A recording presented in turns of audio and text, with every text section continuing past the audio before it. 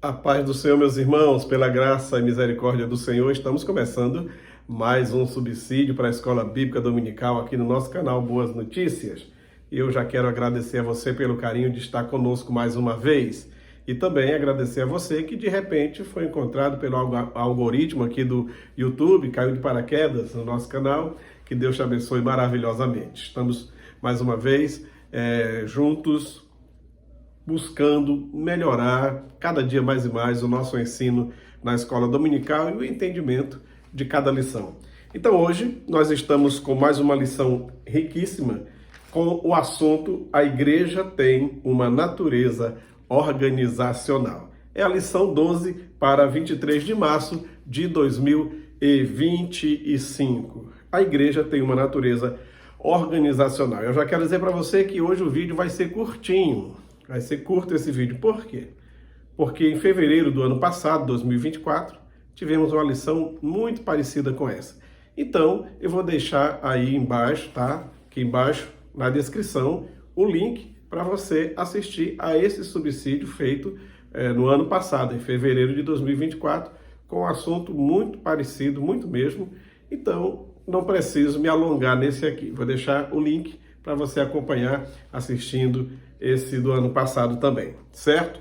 Muito bem, o texto áureo, por esta causa te deixei em Creta para que pusesses em boa ordem as coisas que ainda restam e de cidade em cidade estabelecesses presbíteros como já te mandei. Tito 1 e 5.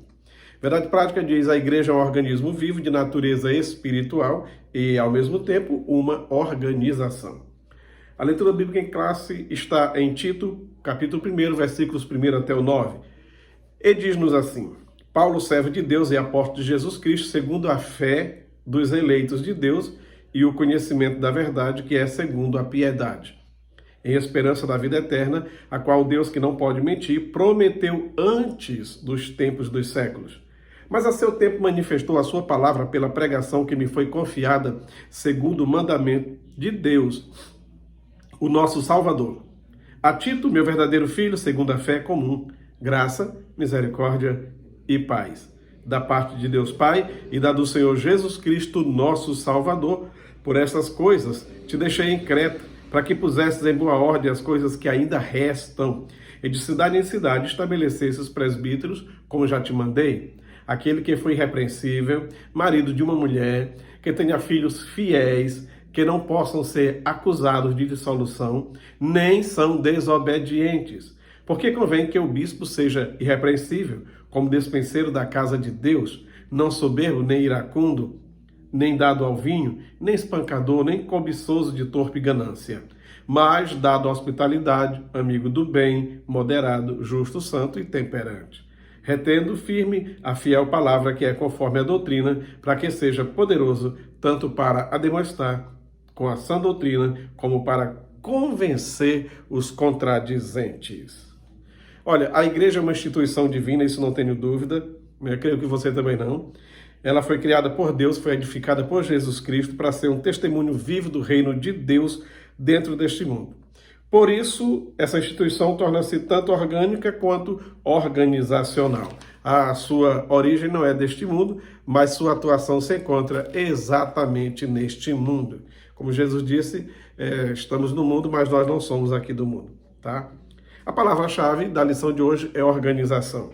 E diz assim a introdução: a Bíblia apresenta a igreja como corpo espiritual de Cristo, um organismo vivo com suas reuniões em torno do Senhor Jesus e suas ordenanças. É também uma organização, congregação ou assembleia com sua forma de governo. E, via de regra, as Assembleias de Deus no Brasil têm o sistema de governo episcopal, não congregacional. Não é congregacional. Nosso sistema é episcopal. Depois você pode fazer uma pesquisa e se aprofundar mais sobre esse assunto. Se bem que nos últimos dias, muitos irmãos e membresias de várias congregações têm se comportado como se fosse o sistema de governo congregacional. Para isso, teria que haver uma mudança de estatuto para que as deliberações administrativas passassem a ser pelo plenário e não por uma liderança, certo? Então estão quebrando a regra dos estatutos e de uma forma de governo que já é histórica nas Assembleias de Deus no Brasil. Mas, se quiserem se adaptar, tudo bem. O povo pode se adaptar, mudar os estatutos e tudo mais.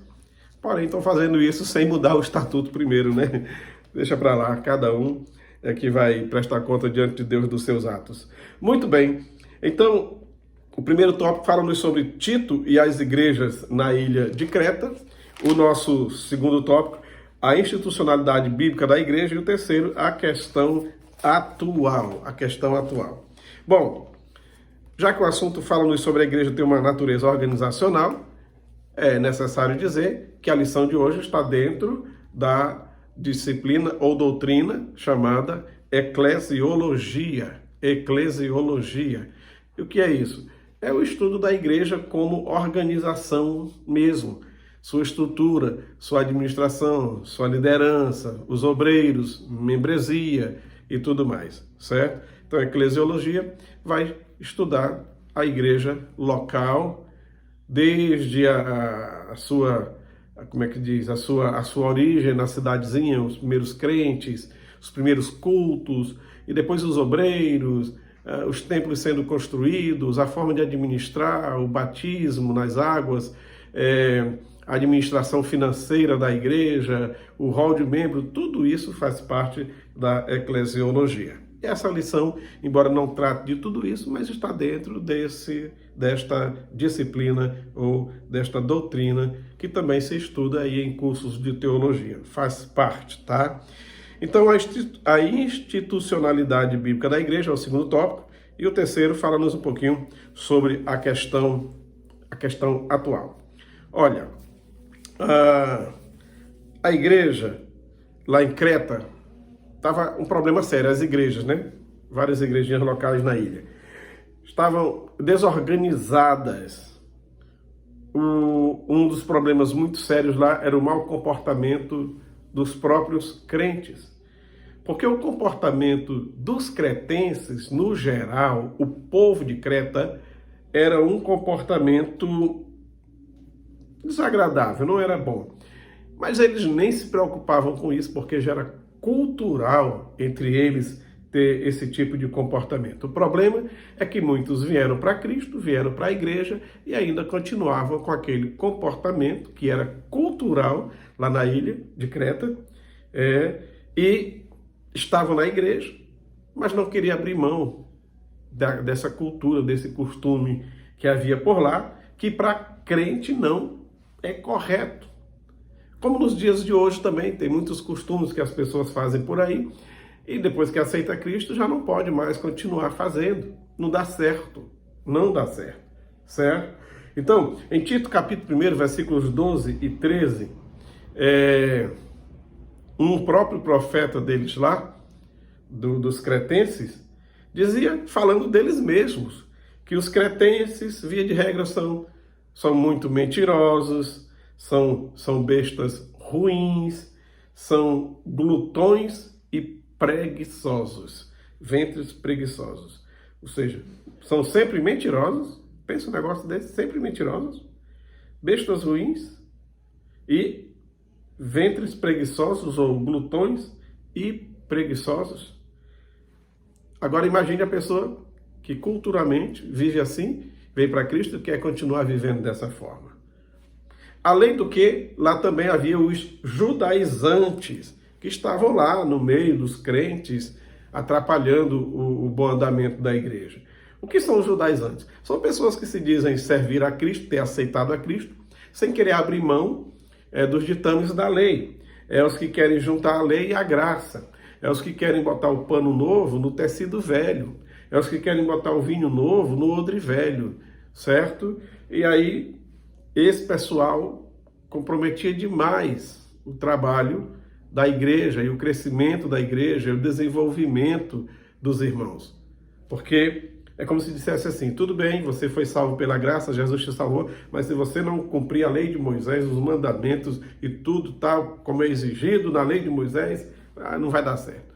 Então isso aí é ser chamado de judaizante, a pessoa que chega para um gentio e quer impor aos gentios o costume dos judeus, certo? Muito bem, hoje existe esse tipo de gente? Existe esse tipo de gente, tá? Existe aí o pessoal, muito conhecido como do sétimo dia, querem viver com um pé na graça e um pé na lei. Jesus Cristo já veio para cumprir toda a lei, e se ele cumpriu toda a lei, aquele que serve a Cristo automaticamente em Jesus cumpriu também. Tá? Jesus fez tudo aquilo que ninguém podia fazer. Dos mais de 500 mandamentos da lei de Moisés, se diz que o judeu mais caprichoso e zeloso chegou a cumprir 250. Imagine os relaxados, né? Então, se o mais caprichoso, mais zeloso chegou a cumprir só 250, dos mais de 500 mandamentos da lei de Moisés, porém Jesus cumpriu tudo, e ao cumprir tudo, pronto, ele habita em mim, ele vive em mim, eu sirvo a ele, ando com ele. Em Jesus, a lei eu já cumpri, certo? Eu preciso me lembrar de 2 mandamentos principais: amar a Deus de todo o entendimento, com toda a força, e ao próximo como a mim mesmo. Se fizer o cumprimento desses 2 mandamentos, aí cumpriu-se toda a lei nesses 2, tá bom? Muito bem. Então a igreja, como ela é institucional, ela é uma organização local, ela tem CNPJ, ela tem estatuto, ela tem regimento interno, certo? Tem membresia, tem liderança e tem patrimônio e espaço físico.